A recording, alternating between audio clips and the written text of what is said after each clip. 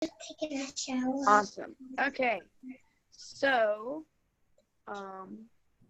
I got two topics of just talking about technology overload and addiction. So the first one that I'm going to go over is a long article talking about addiction, and then I'm going to go over another article that talks about like how we can kind of separate ourselves from our cell phones.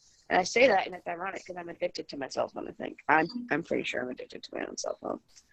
Um, it talks about as like addiction is like can form basically from an underlying medical condition such as like anxiety, depression, and ADD, attention deficit disorder. And I'm getting this from CQ Researcher. I put the link in, and it's just talking about the addiction. It's excessive computer use, a mental health disorder. So they're saying like that more people like that have been studying like addiction and stuff like that are seeing kids that actually are depressed or have anxiety or attention deficit disorder, and aren't able to like really let go. They're saying that Facebook and Google's and all these social media websites, such as Twitter and Instagram, are becoming addicted, like are being formed, designed to be addictive to kids. So like putting stuff on there and like here's some ads you might like, or here's some clothing ads you might like. That way the kids are clicking more on the site and being more all over the site, which I think is kind of ridiculous. And the first kind of paragraph, it goes over this guy who admitted that he had a gaming addiction. He flunked out of 3 colleges, lost a girlfriend, and washed out as a real estate agent because of this gaming addiction. So his parents actually came to see him, saw that he was living in like really bad conditions and he was playing video games, but then he actually got into a program called Restart, which is a rehab center for internet gaming and virtual reality. And now like it's like a success story, so that's cool. Then a lot of people are even saying that tech addiction is not even like a real thing. That like hold on, where is it?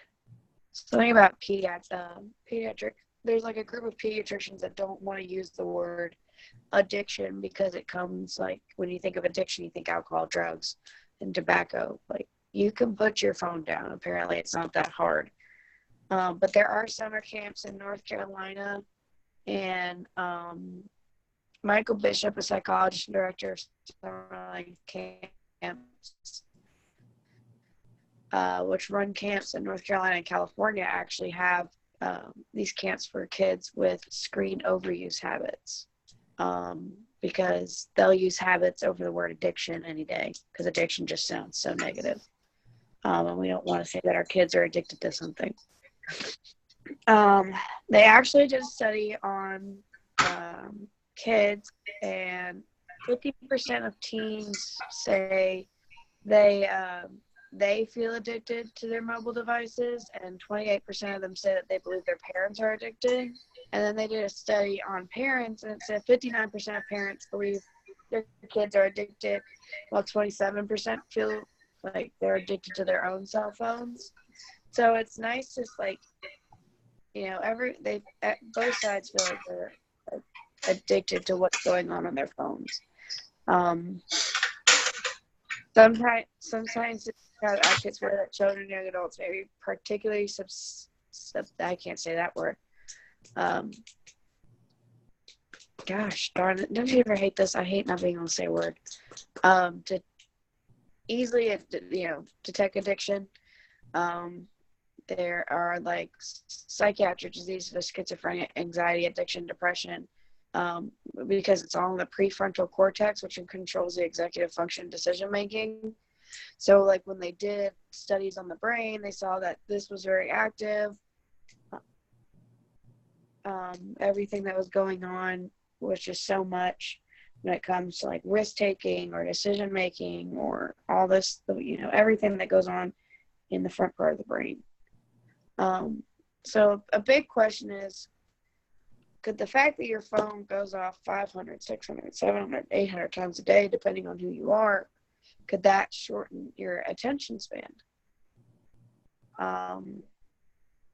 I don't know if I would agree to that. I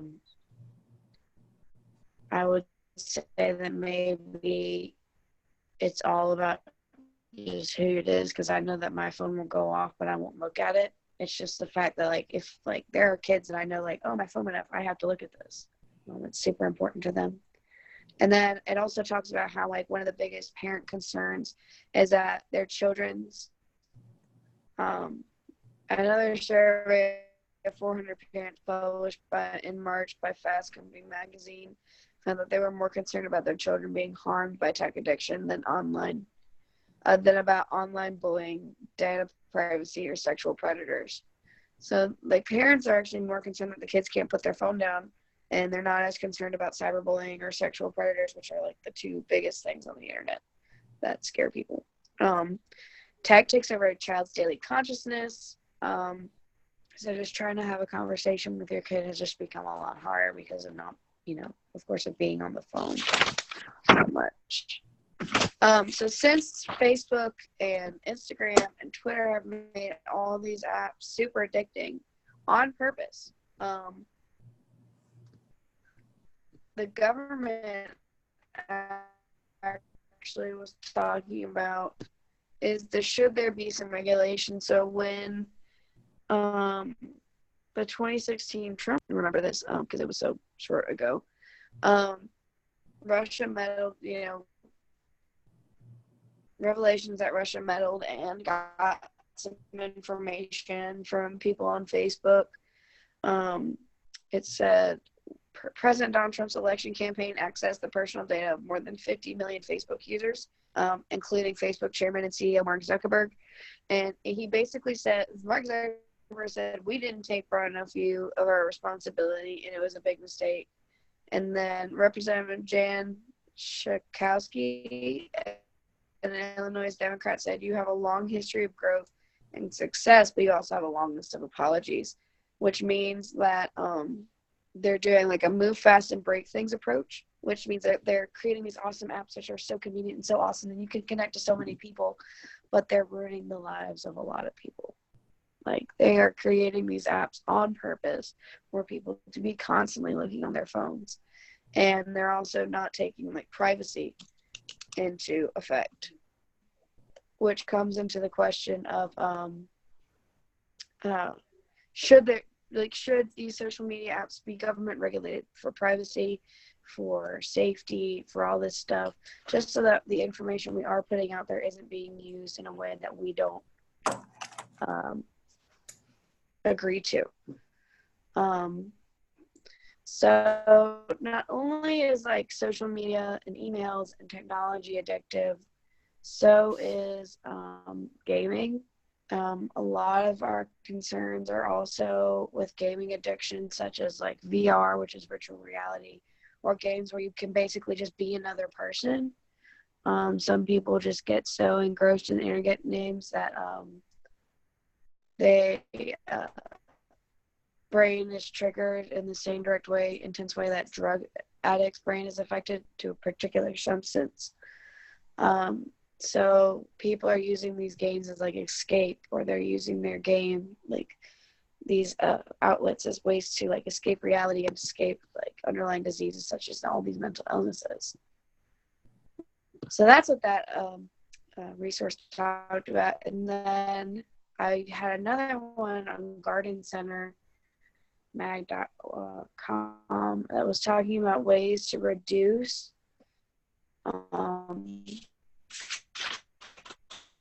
us being addicted, and people in the work life being addicted, because I never could say no to people. I was getting emails at 4:00 in the morning or 12 o'clock at night from my boss just about stupid stuff.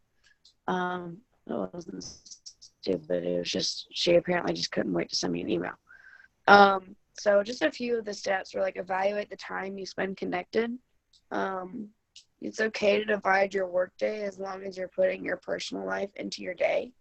So like, say it's okay to send an email at midnight, as long as you were at your child's soccer game at 3 p.m. Like, you can work a full hour day, but you shouldn't be spending the wee hours of night to send an email. So that's where, like, if you are doing that, that's where you need to, like, reevaluate your use time. And then it just talked also about, like, time management, making a schedule of, like, when are you going to check your email? You're going to check your email this time and this time of day, if it, that's feasible, if 2 or 3 times a day. And then make a schedule of what you're going to do every single day and, like, stick to that schedule. So, like, keeping yourself busy or keeping yourself where you're not going to be, like, having a lull time. Of course, you're just going to grab your phone or, browse around the computer. And also, like, make sure that your personal life is your personal life, which is huge for teachers, making sure that you are separating your time away from about, upsetting anybody. And I think I have, like, the best story for this, and this is where I, like, really saw a huge problem with youth, is I told you guys last week, there was this girl in my class, and we all had the phones on the table, and she went to go use the restroom. When she went to pick up her phone, she started, like, crying because we wouldn't let her take her phone. She goes, I just feel safer with it. And I don't know if that's addiction or not, but that freaked me out. The girl just grabbed her phone and had to go to the bathroom with it. Well, she didn't go to the bathroom, so she actually held it to the end of class, and because she couldn't take her phone with her, which was a little ridiculous, but yeah, that was a mouthful. Okay, any questions about that or anything that you guys No. Do you have anything to add to that, Christy? I don't really have anything to add to it. It sounds similar to my topics too. But I do think, like what you said with the girl in your class, is that an addiction or is it a habit? I kind of, how you said how some people are saying, it's more of a habit, not of addiction. I really don't know. We've all seen these, like, articles come across about, like, our children, our young ones, like 3-year-olds, 4-year-olds, 5-year-olds. Like, I even read one that said that the tablets and stuff is as addicting as, like, cocaine. I'm sure you guys have seen that. I have a 5-year-old, and we've actually kind of done away with tablets and stuff for a while because it was becoming, like, I have to have it, like royal meltdowns because she couldn't have it, So I really don't know. I find it interesting how you mentioned, is it a habit or an addiction? And I don't think we really will know the answer to that, if that makes any sense.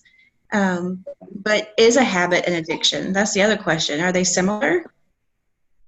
Yeah. Oh, God. I don't know. A habit I think it can be an addiction. Yeah, that's what like, to me, they're kind of similar in a way, I think. I just think that one word sounds better, is better for me to say my 5-year-old has a habit of being on the tablet instead of saying she's addicted. It just sounds better. I swear my 3-year-old is, like, he has a routine. I don't think he's addicted to it because he'll throw it to the ground and just run away from it. But, like, he has his times where he's, like, straight up addicted, like, sits there and just watches. I think since they're both, like, in the reward system, like, being able to play on your phone or, like, treating yourself to, like, an hour of social media, which is a lot, is, like, a reward to some people. And I think if it triggers the reward system in your brain, it should trigger everything. Like, that should be an addiction, not a habit. But you're right, saying your 5-year-old's addicted to your tablet sounds a little bad compared to saying my 5-year-old has a habit of using her tablet a lot. That sounds a lot better. And I guess the symptoms that come from that, it determines whether it's an addiction or not. Like, how does it affect them would determine if it's a habit or an addiction. Does it change their mood swings and things like that? Increase fatigue in their in their daily routine after being exhausted from using it so much. Yeah, Monica, Monique, do you have kids? Yes.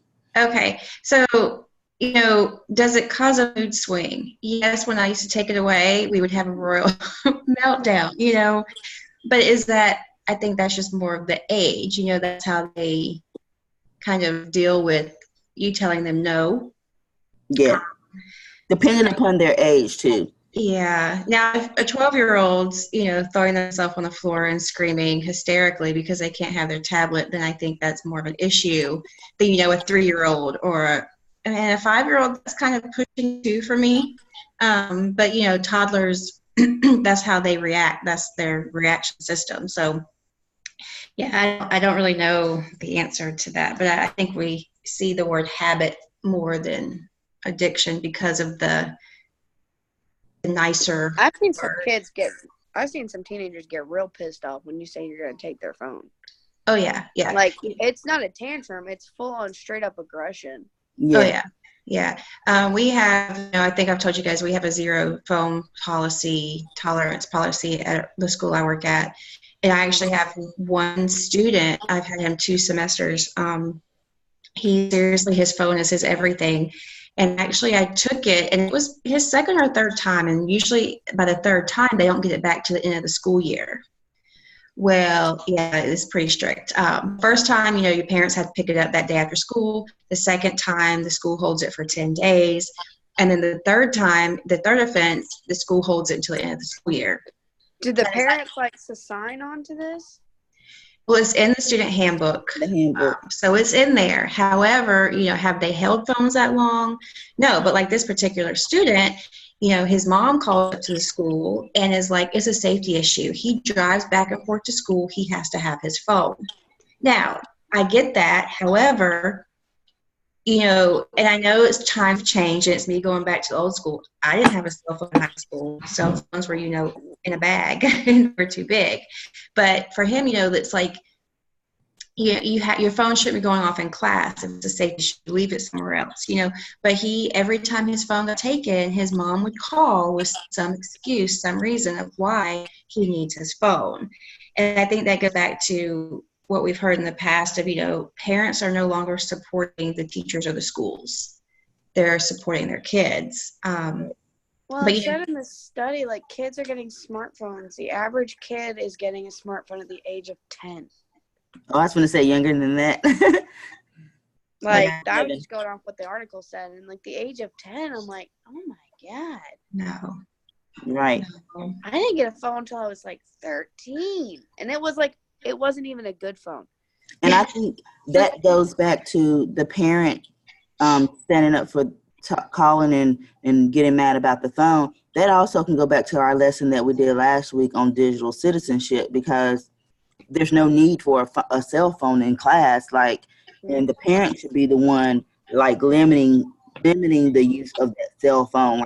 They can go online and you can prevent them from using it between these hours. You can put the school hours in and it can block their phone to where nothing comes in and they can't. Really? Yeah, I know with Verizon, you can actually go in, and if you don't want your child accessing the internet or data and things like that between certain hours, you can put in those times, the time frame, and then it will notify you if they do. It'll notify you if people are calling that phone between school hours and if they're making phone calls between school hours. But I think that's where parents have to learn how to be digital citizens as well, because I tell my students, you say it's a safety issue. Well, it's a safety issue for me because I don't know who you're texting or what you're talking about. Mm-hmm. You could be threatening to come and do stuff to the Exactly. school. You could have. That's how all that stuff starts. It starts on their phone. On their phone. Social media. You could be planning to let someone in the side door. I have no idea. And that's why I tell my students, they was like, well, I need my phone. My parents are calling me. And I said, and your parents know you're at school. So if it's in a true emergency, then they can call the school phone and the school can get to you faster. That's another thing is parents are actually texting and getting in contact with their kids during school hours. I'm like, you guys aren't even trying to, work with us on these phones. Or like when I was teaching that, I just got a job too. I'm so excited. I'm going to be working in Hendersonville High School, East Hendersonville High School. So excited. Anyhow, Congratulations. I know. I cried. I was so excited. Anyhow, when I was working in the class, like I had parents calling their kids mid-class. I'm like, Yes. this is a court-ordered class. Like your kid has to be here. If they're on their phones, it doesn't count as them being here. Like, this. Do you want your kid to keep being in the class? I'm like, I really had to have so many talks with parents. Like, I really need you to stop calling your kids. Yeah. They're with me. I am safe. I'm a good person. This is here because they messed up. So quit rewarding them by calling them. And they'll ask me, they say, well, Miss Brady, you have kids, don't you call her? I said, I text my daughter and I expect her to look at it when she goes to lunch or whatever. I said, but if she returns a text or she calls me, I'll be like, why are you texting me? Aren't you in class? That's what I'll ask her. And at the same time, when she did get her phone taken, I told him, I said, well, I guess you're going to have to keep it because I'm not coming up there to get it. Yes. I never had my phone taken. So she had it taken one time and they gave it back to her because she had never gotten in trouble before. She's never had it taken. But that's because that you're not supposed to have phones out in class, and that's the reason why she's never had it taken before. Is she in your school or are you at a different No, school? she's at a different high school. Okay. Like, I just don't understand. Okay, but that's just me. Like, I think parents have as much of an addiction to their phone. Like, we'll use habits on their phone as much as kids do. Because if they didn't, we wouldn't be seeing so much disruption and so much negative feedback between phones and parents as much as we do if they weren't using their phones just as much. Very true. Very true. Do you guys want me to go on next to art? Okay. So my first article that I'm going to talk about was through the Common Sense website. It's Common Sense Technology Addiction, Concern, Controversy, and Finding Balance. I'm just going to it is a pretty long article, so I'm going to kind of hit the key points that they said were the the key findings of addiction. So number one was that internet addiction is potentially serious and needs clarification and additional study for people to understand the impact on children's physical, cognitive, social, and emotional development. Pretty much stating that, these technology is a benefit for our kids, but it's also detrimental to them. The second one is that our digital lifestyles, which include frequent multitasking, may be harming our ability to remain focused. I say it all the time, and I don't know if it's more of a joke, where I'm like, oh, I've got so many squirrels running every direction. But I really think it's because we do try to multitask too much. And actually, with having a smartphone in our hand, we're able to do multiple things, personal and work-wise, while we're trying to do other things. So I think it's hurting us on being able to focus more. Said that they found that high percentage of teens watch TV, which is 51%, use social media 50%, and text 60% of the time while they are doing homework. So they're not sitting there focused completely on their homework like they should be, which, they'd probably get it done a lot faster, but they're, watching TV, social media, and texting, which I think as adults we're all kind of, with our schoolwork. I mean, just yesterday I was, doing schoolwork and then a text message came through, so I'd stop and I would get on, text back, or, I was getting bored of my schoolwork and I would, oh, let's see what's going on social media. So I would check social media, so, I mean, as adults, we're as guilty too, which kind of goes back to Caroline was saying, that adults are just as bad as kids at times. And I have to agree. The third is media and technology is a source of tension for many families. I have to also agree with this. You're sitting at, and it drives me crazy, we have a no phone thing at like dinner time, but you go to restaurants and stuff out and like every table's on their phone. Nobody's talking to each other. Everybody's self-absorbed in their phone. And I think as, like our parents who are older, who are, of course they're getting into social media, but, you see them out and about, or they even tell you, get off your phone, put your phone down, spend time with me. So it does cause a lot of issues, I think, for a family when your child is always on their phone. The fourth one is problematic media use may be related to low empathy and social well-being. So what this is saying, you know, like the face-to-face contact, time spent with media can subtract from face-to-face contact. You know, when we speak to people, we watch their facial cues. You know, we kind of see how they feel and what's going on by the way they appear. Well, when you have everything through social media or the internet, you don't get that. You know, I can read one message different than you two could read one message.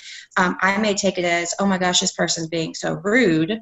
And you guys might know this person a little better, but like, oh, that's just how they are. You know, you can't really tell. So we're kind of losing that with the generation. I think you see it in the classroom too, that, you know, when I'm up there saying something, they think I'm mad at the world, but it's just honestly they don't know how to read facial cues or what I'm saying because they're so used to being in their phone. The fifth one was technology may facilitate new ways of expressing typical adolescent developmental needs, such as the need for connection and validation for our peer groups. I have to agree.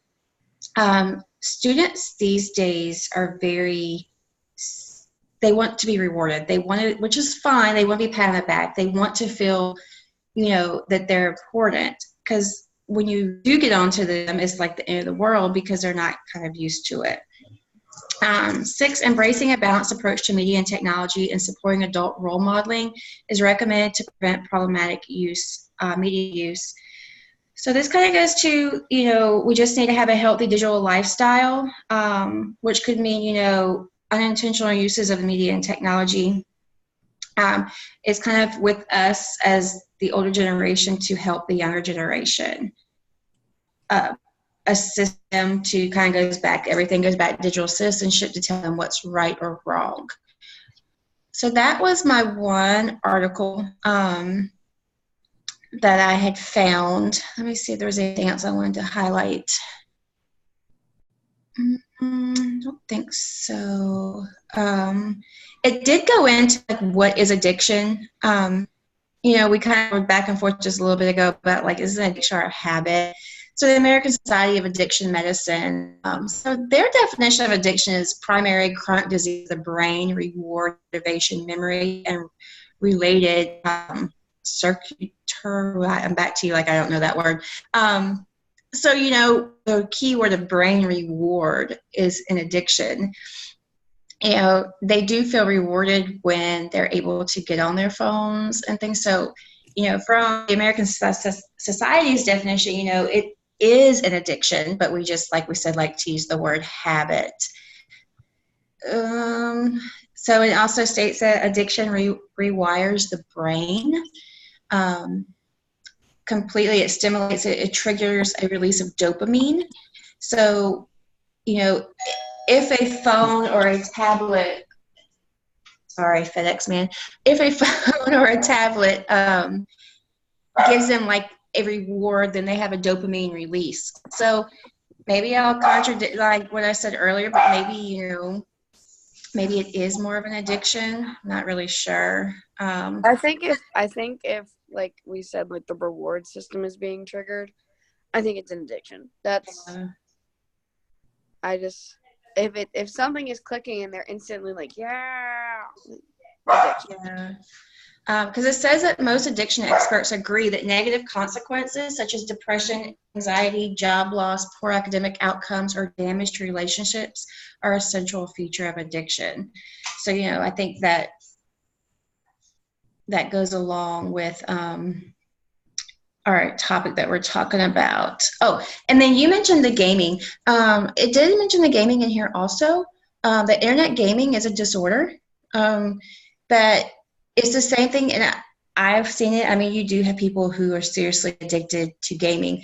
As for students, all I heard about this past year was Fortnite. I still don't know what Fortnite is, but they are Fortnite, and I'm like, okay. Literally like, the stupidest game I've ever watched someone play in my entire life. Really? My I mean, like, little brother is addicted to it, and like I watched him play, and I'm like, what's the point of this? There's no gaining of information, of knowledge, of you're not getting anything from it. Like there are some games with like history and all that stuff, you know, violence and history, but they throw it all in together.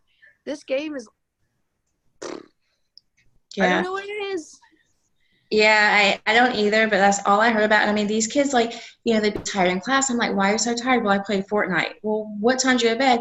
3 or 4 in the morning. And I'm like, why are you up playing this game so late?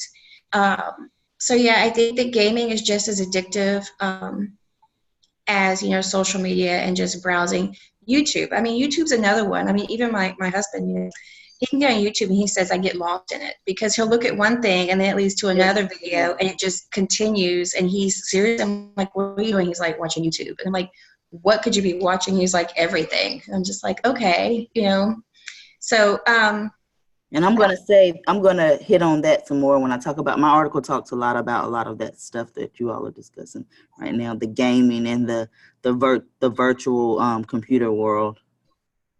So I'll touch on that, I guess, after you finish your next article. Okay. And so the last thing I want to quote from this article was that many researchers have noted that narcissism seems to be increasing while empathetic traits have been on the decline and have pointed to social media as a driver for that change. That's kind of scary.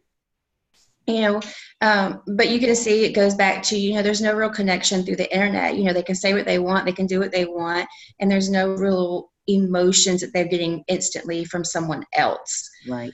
So my next article was more on the teacher side, and it's pretty short, so it won't take me long. The title is Technology Overload, Why Too Much Tech Can Make Teachers' Lives Harder. Mm-hmm. When I read this article, it kind of hit home for me, I guess, because I might be the oldest one in our group. When I was in high school, there wasn't any of this technology stuff. We went to a computer lab. I learned to type on a typewriter in junior high,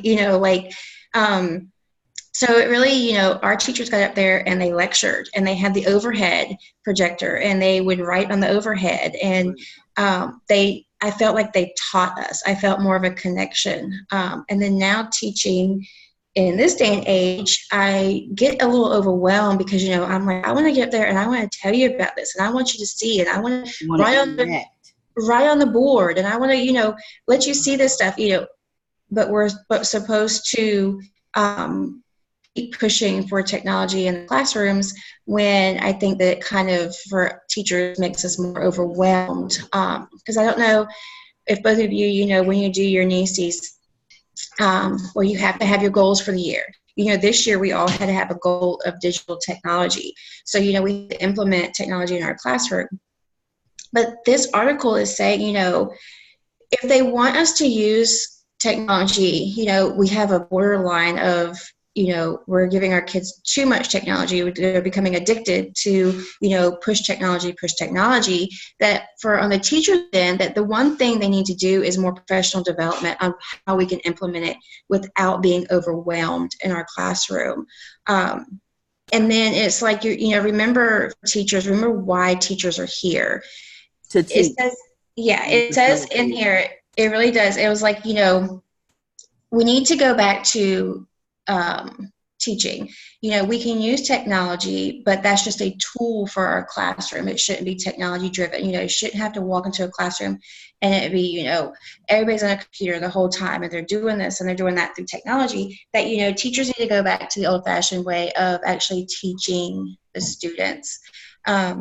It says to start seeing technology make a positive impact on learning outcomes, teachers need to be more supported, even down to purchasing decision rights through quality professional development. And we need to have a say in, I don't know what about your schools, but like what technology they purchase for the classroom. Like we just got some teachers, they don't have them in all the rooms yet, but used to be smart boards were the big thing. Right. Well, now there's I think it's called a Clear Touch board, where it's on wheels and it can move around your classroom, but you don't even have to touch it. It's like literally you just wave your hand in front of it and it's a really fancy whiteboard. Do all teachers need this? I don't think so in their classroom. So this article is pretty much saying, they need to talk with all the teachers before deciding to purchase big items like that for the classroom. What else did it say in here? It pretty much just went back to, like I was saying, on, let's remember what teachers are here for. They're not here to push technology through all students, that, you know, they're there to teach. I don't know about you guys. I don't know, do you guys think that, you know, teachers should teach more? How many classrooms have you been into where it's like, oh, everything's online, they're doing their work? Yeah. I think that if I tell my students, okay, guys, you can pull out the textbooks, they're looking at me like, are you serious? Like, and I'm like, I like to look at stuff in the textbooks because I can read it in black and white and I can refer back to it. But them just Googling things, not everything that they Google is correct. It's not accurate. And you have to be able to read and determine what's accurate and what's inaccurate to know if it's factual information. And so a lot of times, like when I do vocab, that's a big one because my vocab is specific. You know, our vocab is specific to our content and our curriculum. They may just Google a word. And when you're Googling a word, if it's not, it might not be content specific. They may give you a standard definition, but that's not the definition that we're using within our curriculum. And it's because they would rather Google it than to look at it and look it up in the textbook. Yeah, and I agree. It's like foreign to them when you ask them to actually, you know, grab a book off the shelf, because they're always expecting to have technology in the classroom, and that's just the generation we're in, and that's kind of pushed. You know, when we have observations, you know, my AP's like, make sure you show me technology today when I do your observation. And I'm like, well, okay, you know. So, sorry, go ahead, Caroline. Sorry, Monica, my dad was just like, I'm with you, lady. As you were speaking, he's like, I'm with you. They were teachers for 30 years, so like towards, I guess, halfway through, you guys got technology and all that stuff? More and more and more. Yeah, it just got a lot. But I still remember my earth science teacher still had her what's it called? The projector. No, not a projector. Overhead. Overhead, yeah. She still used her overhead every day in class. So I like that a lot. But I like overhead. I don't know why. So much. I like smart boards, don't get me wrong, but I really like awkward moment when you accidentally put the marker on the whiteboard by accident. Oops. So that was just my little input. Sorry. Well, okay. So that pretty much sums up my two articles. So I just, you know, like I said, emphasize, you know, we need to remember what teachers are for. You know, we're not here to be IT teachers, all of us. You know, we need to get up there and teach the class and, you know, use technology, but don't, you know, shove it down their throat the whole class period, the whole 90 minutes. So. Right. And I think I like the overload for teachers because I think sometimes teachers do get overwhelmed with trying to make sure that they're incorporating technology, and it's pushed on us so much that we do get away from actually teaching, like being up there, engaging and interacting with the students because we're trying to implement technology. Mm-hmm. Yes, I agree. So, that's all I had. Okay, so my, I don't want to say it's an article. I think it's more of a research study, and it's called Students, Internet Addiction, Study and Prevention. It's kind of long, so I went through and I highlighted a lot of things that I saw in there, and it says the authors analyzed the internet addiction problem. Their research subjects were students between 14 and 19 years of age, from the standout point of social health of the individuals and society as a whole. In the pilot study, which involved more than 600 adolescents between that 14 and 19 years of age.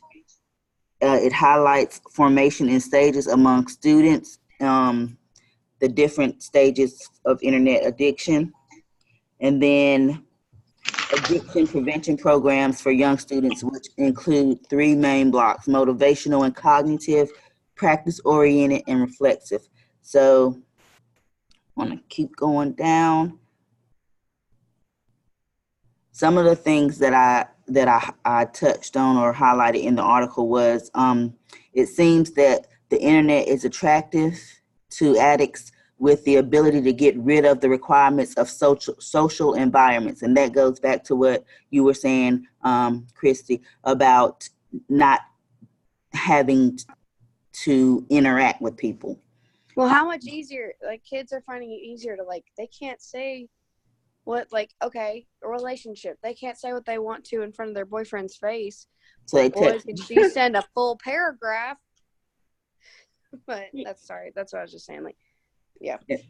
And then it says the second cause of internet addiction. Internet addicts need emotional support and the perception of internet as a medium that can provide this support. So in contrast to real social environments where to get such support is much more difficult.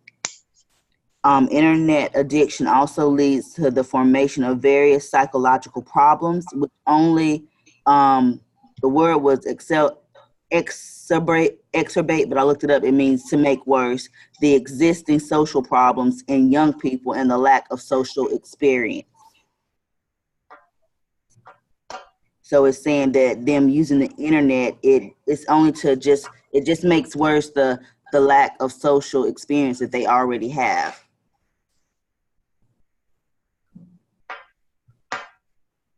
And it says another reason for the need of prevention work.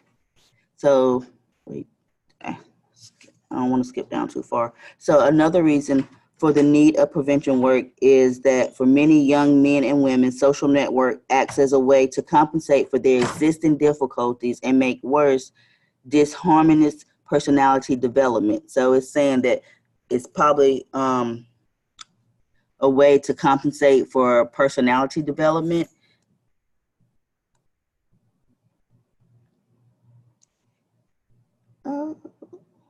Have you guys ever seen Black Mirror on Netflix? No. Okay. Black Mirror is like, it's like how technology is gonna like kill the world. And so like when you guys are talking about like talking to each other, a lot of the like I think you guys would really, I don't know if you guys would enjoy it or not. It's kind of intense sometimes. It talks about like the developmental like minds and like how like there's too much access or parents are addicted. There are like 3 or 4 episodes about it. But there's also an episode about like the virtual reality. So sorry, you were talking about it. It made me think about it. So sorry, I didn't mean to interrupt. Fine. So it says when a person loses a sense of real time and are overloaded by gaming and information types of computer activity which narrows their consciousness and plugs them into a virtual computer world. And that's what I know both of you have touched on, the gaming world. It says it narrows their consciousness and plugs them in. It kind of like sucks them in. And they actually just lose sense of time. And that's why people spend so much time, hours and hours, in the gaming world.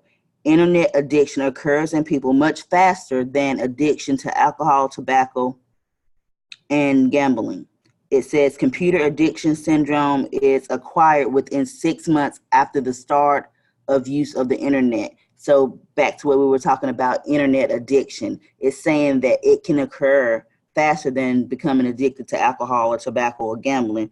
It'll just take 6 months after the first time you use the internet to become addicted.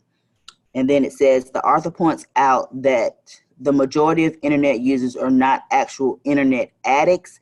They use the network for the implementation of other addictions. So they might not be actually addicted to the internet, but like when you all were talking about Fortnite, they may not be addicted to the internet, but they're using it to implement other addictions that they may have.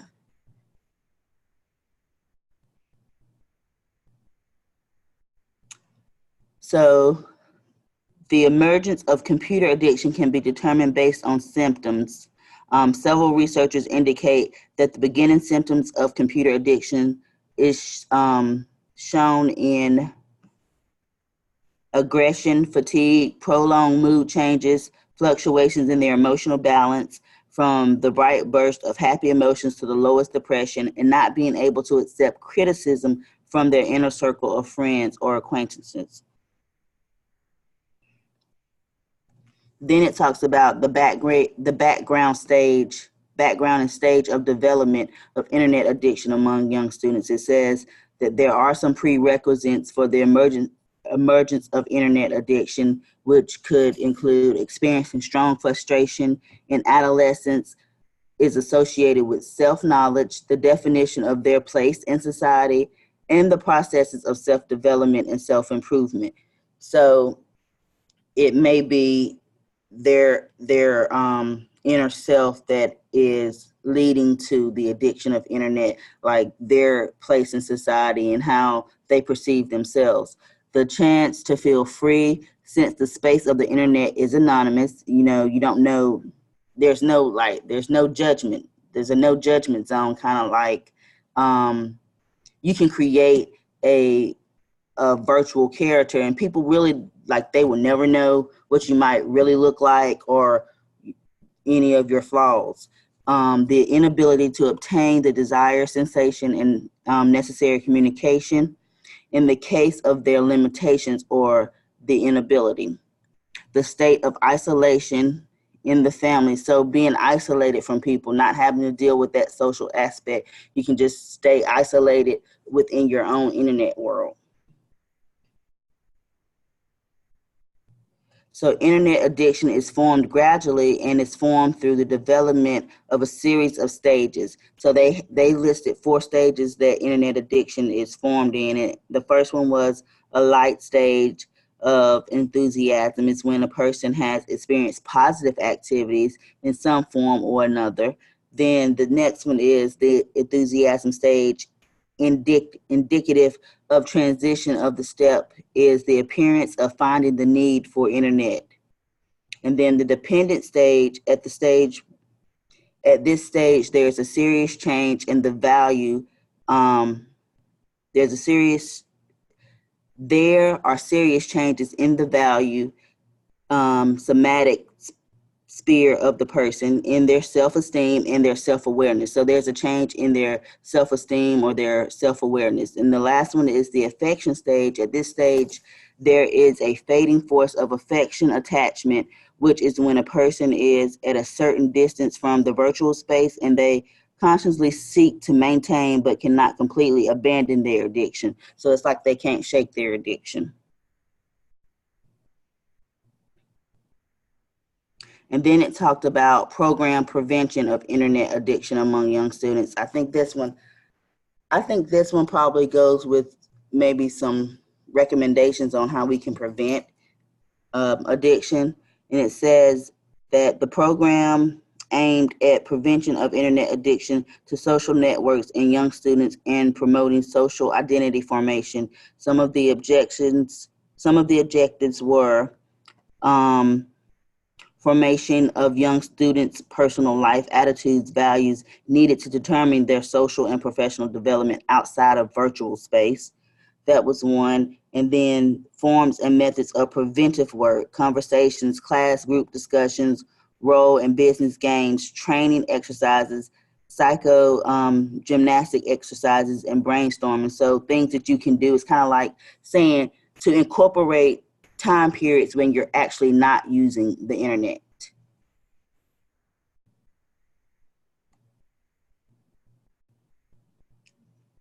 So that was all for that article. So one of the things that I took from that article and another article was some preventative measures would be to actually force the non-use of internet. So the brainstorming and create activities where they're forced to not be able to use the internet, so that you can you'll probably get outside of your comfort zone, which is using the internet, and kind of increase that non-use of internet. Like if maybe we're going to do an hour of not using the internet, or it said maybe go 1 day a week without checking your email, and then maybe boost it up to 2 days a week that you don't check your email. Those were some of the activities it said that you could use to kind of prevent becoming addicted to the internet. And then the next one that I had was called technology addictions and techno stress.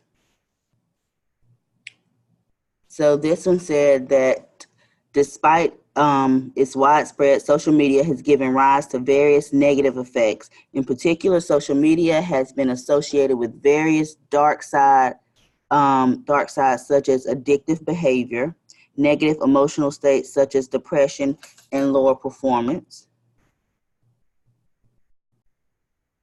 It says internet addiction in the state where use of the internet becomes compulsive. The user starts to develop a dependence of the internet for their psychological well-being, and the user experiences unpleasant feelings when deprived of the internet. So this one is sort of saying what the last article was saying, but this is saying that they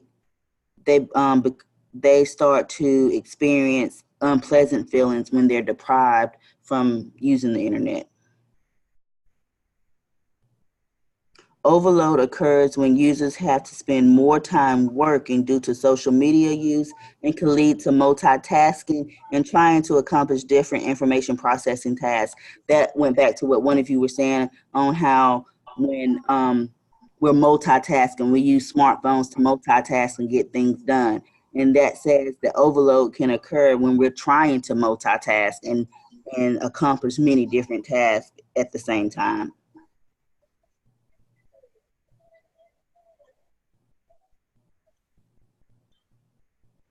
I think that might have been all that I kind of highlighted in that article, because the rest of the information in the article talked about, it actually did a lot of research theories and models.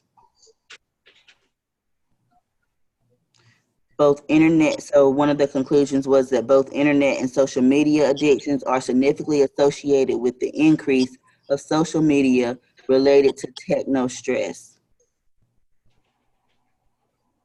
And that was the end for that article. I liked that it went over like the stress and understand like how we can understand what overuse is when it comes to like us.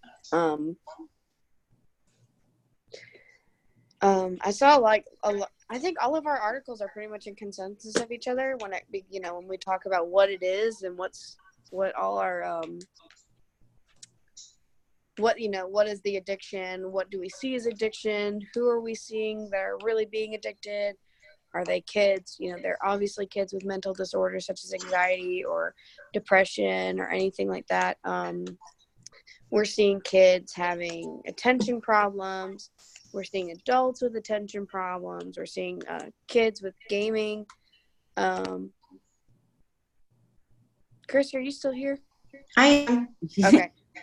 Sorry. I didn't know if you had left. We're just seeing so many, like, all the articles pretty much are the same, but I liked Monica's because it talks like, and then you guys talk about with teachers and trying to like reduce, and I think Chrissy, your article was that way too, wasn't it? Mm-hmm. Yeah. So you guys are like really showing like overuse as and like when it comes to work and when it comes to like being a teacher and stuff like that. But that's what I liked about those articles. And I think we all found an article that talked about addiction, but it also talked about like how we can like slow it down. So I like that too. Yeah, I have to agree. Like you said, we all pretty much had the same coverage on both areas. But I think that if we continue the path that we're going on, that our classrooms are going to turn into, and another colleague and I have said this, online classrooms. The need for us standing there is just going to be to supervise. Then we kind of need to go back to our old ways and teach more instead of just giving them technology to use. Now, does it make it easier for teachers in a way? Yes, but at the same time, that's not why we're in education. We want to teach them and not just through technology. I actually agree with that, because I actually made that comment to one of my colleagues when I was asked about uploading all of my course information to Canvas, and I was like, I really didn't. First of all, I don't really like Canvas because it's not very user friendly, but I was like, if I just upload all of my course information to Canvas, then it may just get to the point to where, what do they need a teacher for if they can just teach it from online? Yeah. So I had this thing, and it was when I was with my my ex. His brother wanted to go into online school, and I was like, this kid does not need to go into online school. He needs to go to physical school and hang out with, kids and be social.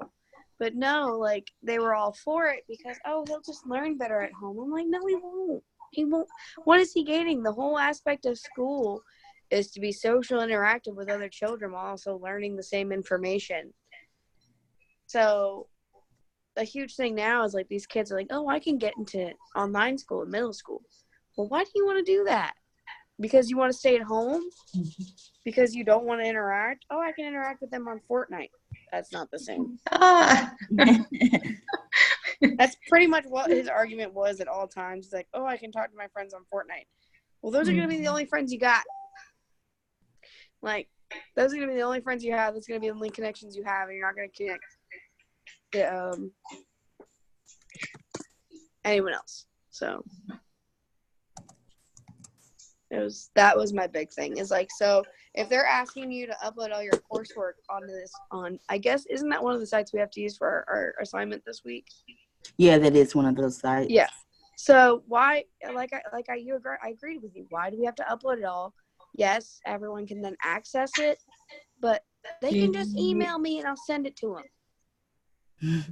Are we finished with our meeting? Yes. Who's recording? All right, hold on. Caroline. All right.